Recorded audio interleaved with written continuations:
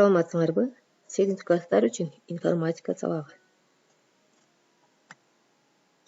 Бул сабак Сорос Кыргызстан фонду тарабынан каржыланган информатика 7-9 класстар үчүн окуу китебинин негизинде тартылды.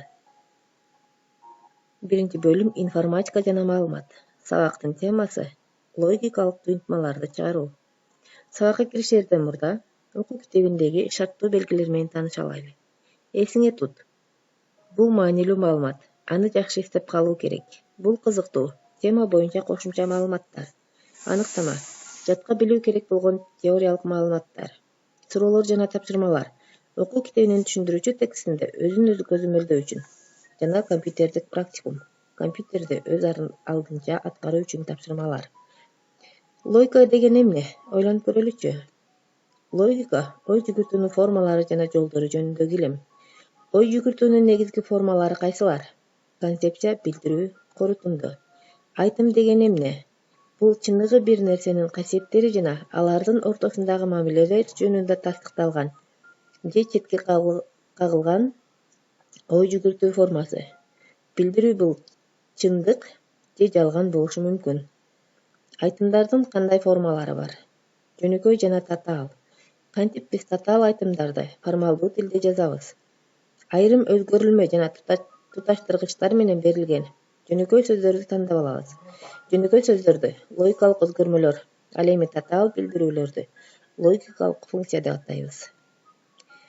Маселелердин негизинде логикалык туюнтманы түзүүнү карайлы. Элестеткиле, силерге суу астындагы кеменин сигнал берүү системасын программалоо маселеси берилди. Эгерде 3 кыймылдаткычтын экөөсү иштен чыгып калса, авариялык сигналды бергендей кылуу керек. А. Биринчи кыймылдаткыч иштен чыкты.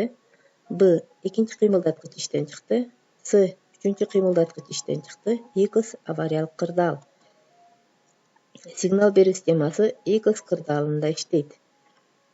X абалын формула түрүндө көрсөтсөк, X барабар А жана Б, же А жана С, же Б жана С. Биз формалдаштырууну аткардык. Логикалык аракеттердин символдорунун жардамы менен бул туюнтма мындай жазылат. X барабар АБ, АС, БС. Мындай сигнал компьютер үчүн түшүнүктүү болот. Муну эстеп калуу керек. Логикалык аракеттерди аткаруу ирети.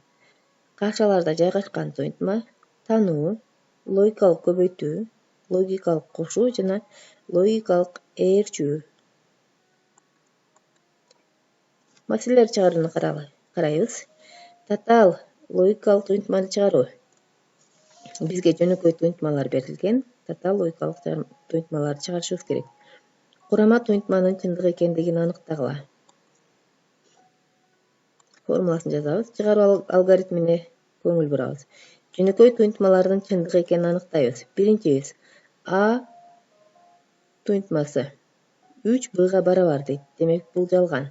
Кийинкиси 2 3төн кичине. Бул чындык 1 менен белгилейбиз.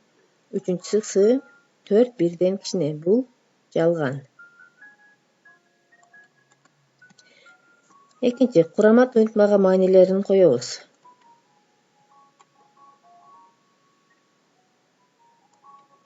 Үчүнчү таануу аракетин эске алуу менен кашанын ичинде жайгашкан туюнтмалардын маанилерин аныктайбыз.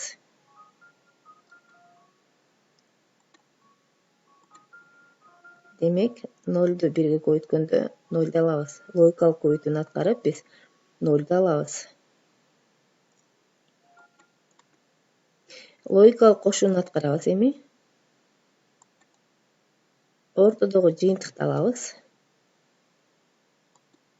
Баштапкы туюнтманын маанисин аныктайбыз. Андан кийин биз чындык туюнтмасын алабыз. Жооп ушундай чыгат. Кийинки маселе. Берилген сандардын кайсынысы үчүн төмөндөгү айтым чындык? Сан 100дөн кичине эмес жана сан жуп эмес. 115, 108, 35.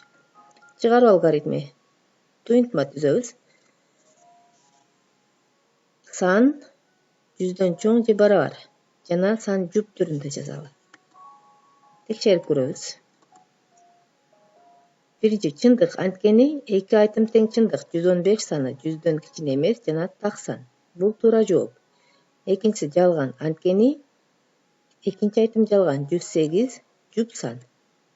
Үчүнчүсү, жалган. Анткени биринчи айтым жалган. 35 саны 100дөн чоң эмес жана так сан.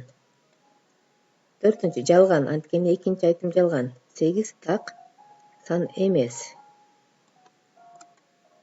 Логикалык туюнтманын чын экенин аныктоочу чындык таблицасын колдонууга болот. Чындык таблицасы татаал айтымга кирген жөнөкөй айтымдардын бардык маанилеринде кандай маанини ала тургандыгын көрсөтөт. Чындык таблицасынын жардамында логикалык туюнтмаларды чыгаруу. Биринчи, логикалык туюнтмадагы n өзгөрмөлөрдүн санын эсептеп чыгуу. Экинчи, n барабар 2n формуласы боюнча таблицадагы саптардын санын эсептөө. Мында n өзгөрмөлөрдүн саны. Үчүнчү, формуладагы логикалык аракеттердин санын эсептөө. Приоритеттин жана кашаларды эсепке алуу менен логикалык аракеттердин удаалаштыгын аныктоо. Төртүнчү, мамычалардын санын аныктоо. Өзгөрмөлөрдүн саны плюс аракеттердин саны. Кийинки, киргизилүүчү өзгөрмөлөрдүн токтомун жазып алуу. Кийинкиси, 4-пунктта көрсөтүлгөн удаалаштыкта логикалык амалдарды аткаруу менен чындык таблицасын мамычалар боюнча толтуруу. Кийинки маселе. Чындык таблицасынын жардамы менен бул туюнтманын чындык экенин аныктагыла. Логикалык туюнтмадагы өзгөрмөлөрдүн санын аныктайбыз. n барабар 2n формуласы менен таблицадагы саптардын санын аныктайбыз. Формуладагы логикалык аракеттердин санын аныктайбыз. Логикалык аракеттердин аткарылуусунун удаалаштыгын орнотобуз. Биринчи, логикалык тануу, экинчиси логикалык көбөйтүү. Таблицадагы мамычалардын санын аныктайбыз. Өзгөрмөлөрдүн саны плюс амалдардын саны барабар 2 плюс 2 барабар 4. Буларды эстеп калабыз, балдар. Логикалык туюнтманын чын экенин аныктоо үчүн чындык таблицасын колдонууга болот. Чындык таблицасы татаал айтымга кирген жөнөкөй айтымдардын бардык маанилеринде кандай маанини ала тургандыгын көрсөтөт. Идентификация мыйзамы ар кандай өзүнө өзү барабар болгон айтымдар. Орун алмаштыруу мыйзамы бул айтымдардын кандай иретте алынгандыгынан көз каранды эмес. Топтоштуруу мыйзамы бирдей белгилерде кашаларды каалагандай жайгаштырса же таптакыр алып салса болот. Бөлүштүрүү мыйзамы жалпы айтымды кашанын сыртына чыгаруу эрежесин аныктайт. Дедукция бул эгерде жөнөкөй логикалык айтымдардын бирөөсү гана чын болсо, анда чындык жана экөөсү тең жалган болгондо гана жалган маанини ала турган логикалык туюнтма. Конъюнкция бул жөнөкөй логикалык айтымдардын экөөсү тең чындык болгондо гана чындык маанисин алган, ал эми калган бардык учурларда жалган маанисин алган логикалык туюнтма. Инверсия тануу бул эгерде баштапкы логикалык айтым чындык болсо, тануунун жыйынтыгы жалган же тескерисинче баштапкы логикалык айтым жалган болсо, тануунун жыйынтыгы чындык болгон татаал логикалык туюнтма. Ушуну менен сабагыбыз аяктады. Саламатта калгыла.